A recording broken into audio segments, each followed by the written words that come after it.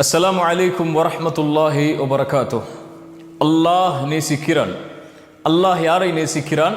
வல்லாஹு யுஹிப்புஸ் ஸாபிரீன். அல்லாஹ் பொறுமையாளர்களை நேசிக்கிறான். அல்லாஹ் பொறுமையாளர்களை நேசித்தால் என்னாகும்? இன்னல்லாஹ மஅஸ் ஸாபிரீன்.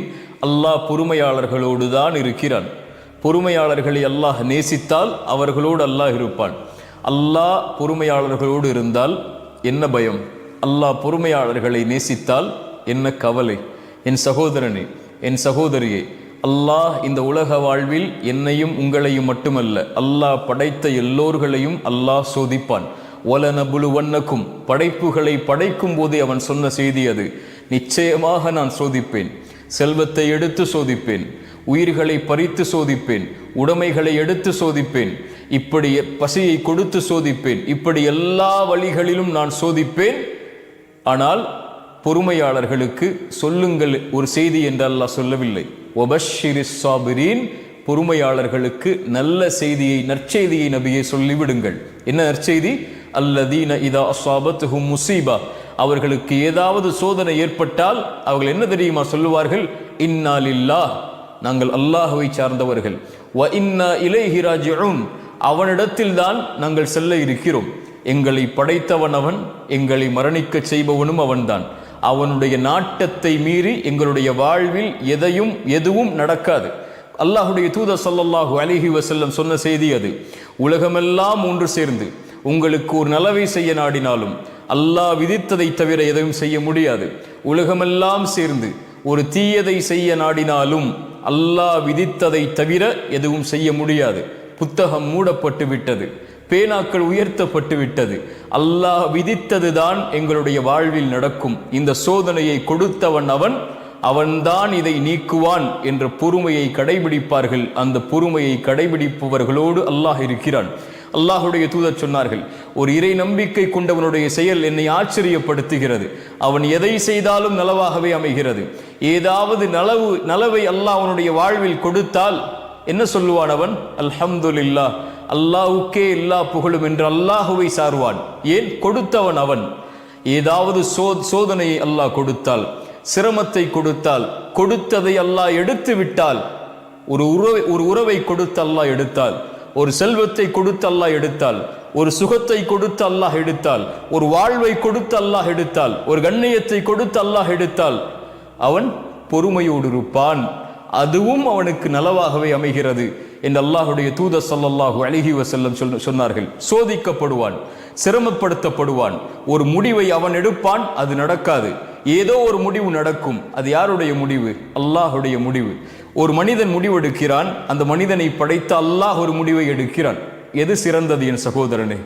எது சிறந்தது என் சகோதரியே? வஅஸா அன் தக்ரஹு ஷைஅன் வஹுவ கைருல் லக்கும் வஅஸா அன் துஹிப்பு ஷைஅன் வஹுவ ஷர்ருல் லக்கும்.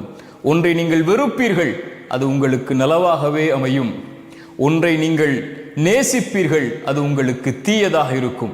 உங்களுடைய முடிவு எது சிறந்தது என்று உங்களுக்கு தெரியாது. ஆனால் வல்லாஹு யஅலம் வ அன்தும் லா தஅலமூன், அல்லாஹ் தான் அறிந்தவன், நீங்கள் அறிய மாட்டீர்கள். ஒன்றை கொடுத்து அல்லாஹ் சோதித்தால் அது உங்களுக்கு நலவு. ஒன்றை எடுத்து அல்லாஹ் சோதித்தால் அது உங்களுக்கு நலவு. எல்லாம் நலவுதான் இறை நம்பிக்கை கொண்டவராக இருந்தால், அல்லாஹுவை ஏற்று அல்லாஹுவை பயந்து வாழக்கூடியவராக இருந்தால்.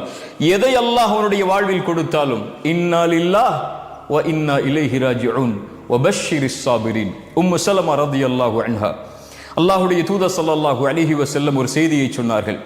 எந்த ஒரு முஸ்லிமை அல்லாஹ் சோதித்தாலும் அவர் சொல்லட்டும் அல்லாஹ் கூறிய வார்த்தையை, இன்னா லில்லாஹி வ இன்னா இலைஹி ராஜிஊன் என்று கூறிவிட்டு ஒரு துஆவை ஓதட்டும்.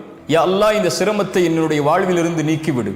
இதைவிட சிறந்த ஒன்றை, நீ எடுத்ததை விட சிறந்த ஒன்றை எனக்கு கொடுத்து விடு என்ற துஆவை ஓதுமாறு அல்லாஹுடைய தூதர் ஸல்லல்லாஹு அலைஹி வஸல்லம் சொன்னார்கள்.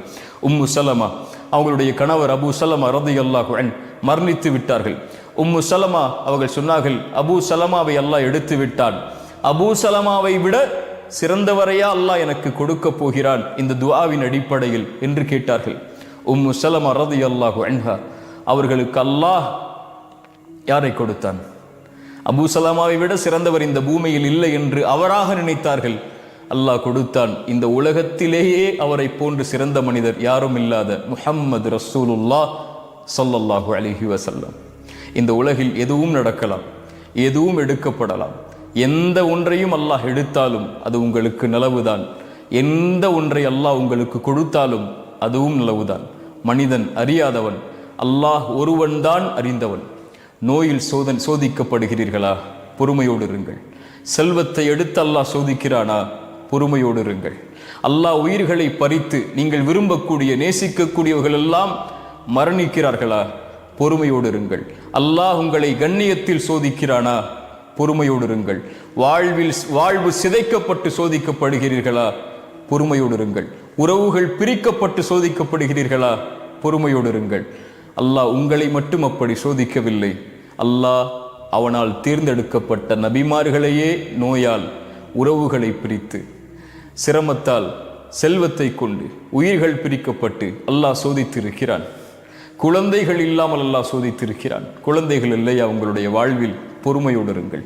வபஷ்ஷிரிஸ் சாபிரீன், பொறுமையை கடைபிடியுங்கள். இப்படி எந்த வழியில் மரணம் வரை உங்களை அல்லாஹ் சோதித்தாலும் பொறுமையை கடைபிடித்தால் வபஷ்ஷிரிஸ் சாபிரீன், அந்த பொறுமையாளர்களுக்கு நற்செய்தி சொல்லுங்கள். என்ன நற்செய்தி?